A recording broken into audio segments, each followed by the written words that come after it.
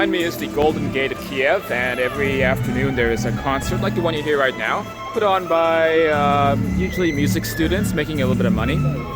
But it's it's very lovely. And a little bit about the Golden Gate.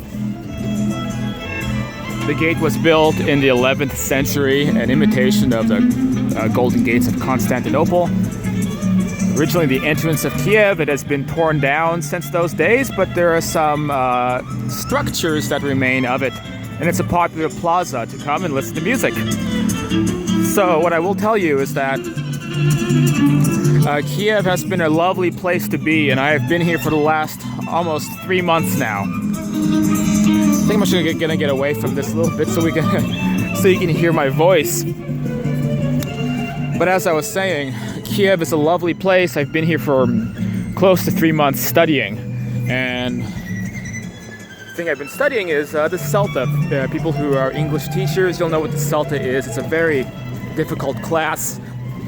It's been occupying so much of my thoughts and so much of my time, and I have not even been certain if I'd be able to pass the class. So that has basically kept me very busy. It's why I haven't been putting so many videos up on this channel. But unfortunately, as much as I love Kiev, the time will soon come that I have to move on to a new place because my visa is finished next week. So there's a lot I will miss about this place, and coming up will be a video about Chernobyl. So don't let the video about Chernobyl scare you away from visiting. This is kind of a special city because it just doesn't have the mobs of tourists that you find in other big European or even Central or East European cities. For example, Poland. Far fewer tourists, a lot more authentic, and there's a lot that impresses me about Kiev. It's just the streets are very clean. The people are really, really great, for the most part. And there's a kind of high quality element here, at least in these central areas of the city. I recognize that this is a very poor country, and there's other parts of the city that I've been told are really not very nice. And since I've been here, I've already had my DSLR camera stolen, and with my camera stolen, I'm no longer able to make the kinds of videos that I've been making this year traveling. Now I'm just stuck using my phone until I buy a new one eventually. So there's definitely a possibility of a criminal element here, and a few issues like that, but it's not really so bad. Again, things are so high quality, the food is amazing, the prices are really amazing. The people, again, I really love the people here in Kiev. I've had mostly really great experiences, a few not so good ones, but that can happen anywhere really. That just comes with life. And probably you're more likely to deal with criminals and thugs in Los Angeles or almost anywhere in the USA. In fact, I feel quite safe here. I've spent many evenings walking around Kiev by myself late at night, and there's no danger. There's really nobody you have to worry about, and there's a real cohesiveness here. It's a very communal place, and I think one of the things I like about Kiev the most is that I always feel included. So many countries I've been to in my journeys around this world, I've encountered cultures where you don't really feel like you can fit in or belong. You feel really like an outsider, really like a tourist. Even if you don't want to be, even if you want to kind of live someplace or study someplace or work someplace, you always feel like you don't belong there. And I got this feeling, I'm sorry to say, when I was in Czech Republic, and it was not this year, it was back in 2015, but I didn't exactly feel like it was the most inclusive country. And same can be said about Hungary and pretty much anywhere in West Europe. Kiev, Poland, these are countries where it's not like that. I don't feel that alienation. In fact, I feel more like people want to give me a good impression of their country and their culture. So it's a very different attitude, so very positive, in my opinion, to foreigners, at least for Americans. As an American, you feel very welcomed here. I actually meet a lot of Americans here as well. I don't think I've met more than a couple of people from the UK, for example, yet I've met dozens of people from America, often expats. And I think it's because America has so many Ukrainian roots. There's so many people in the USA with immigrant grandparents, great-grandparents from here.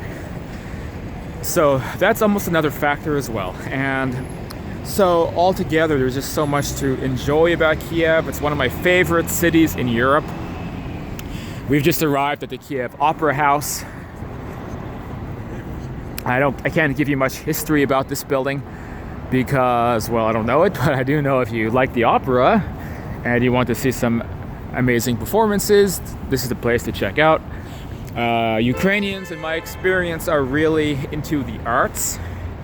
So there's a misconception or a stereotype of Ukrainians being tough, grizzled, really like hard asses. But in fact, I think the more accurate stereotype of Ukrainians is artists, and the girls are ballerinas and dancers and a lot of musicians and things like that. So not necessarily everybody is has huge biceps and they eat glass as a hobby. That's not really the case. I mean, you do see those stereotypes as well sometimes. Just like in the USA, sometimes you see stereotypes of like the cowboy.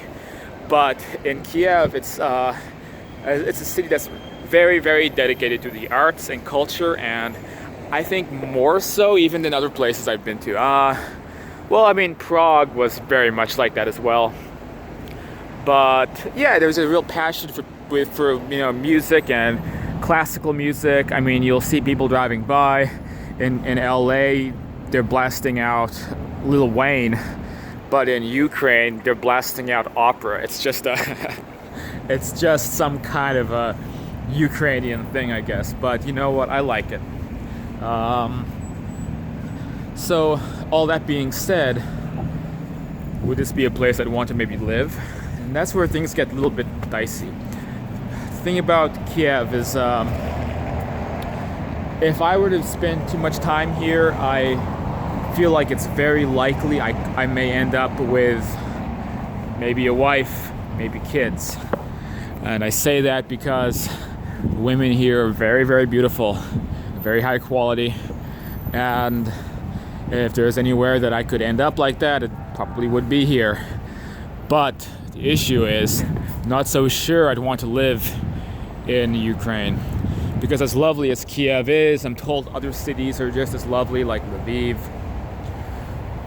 It's kind of like these really nice modern cities are an exception. I understand that Ukraine is one of the most corrupt countries in the world.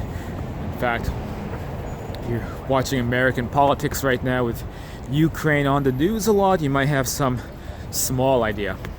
But there was an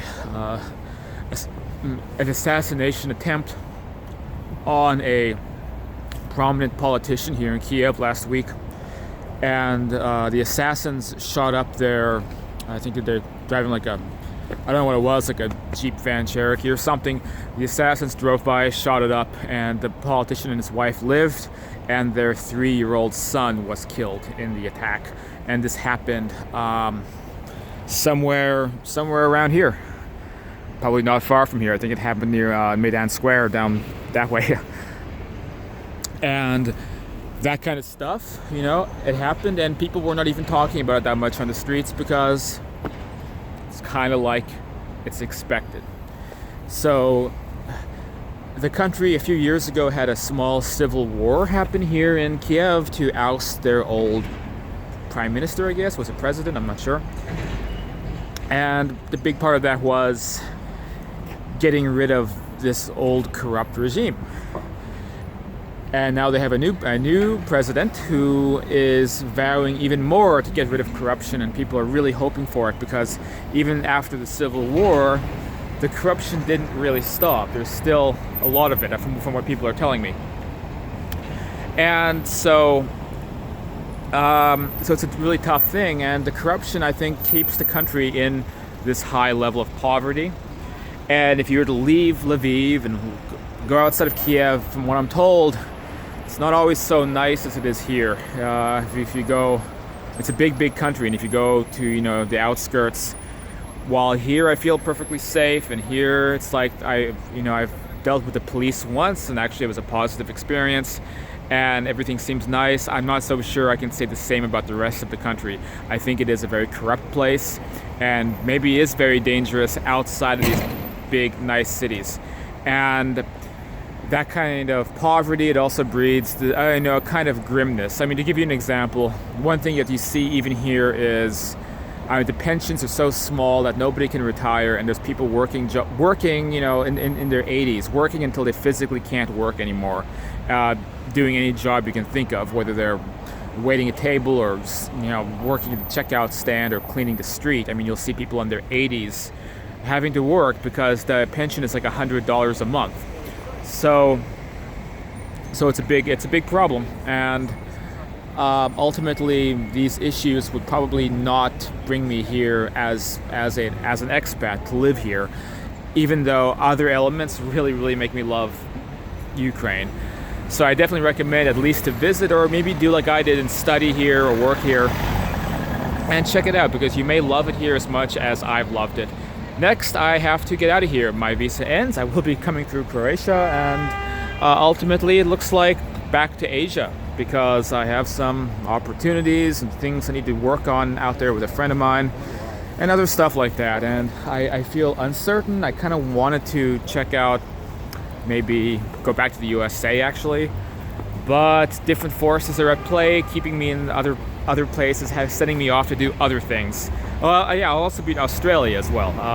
Get more opportunities and things that I have to do there on a business level regarding my writing career and contacts and stuff like that. So the journey continues, and that's what I'm up to. That's what I'm doing next. And thank you for watching this video, and be sure to subscribe if you like this vlog, and I guess I'll see you guys wherever I go next.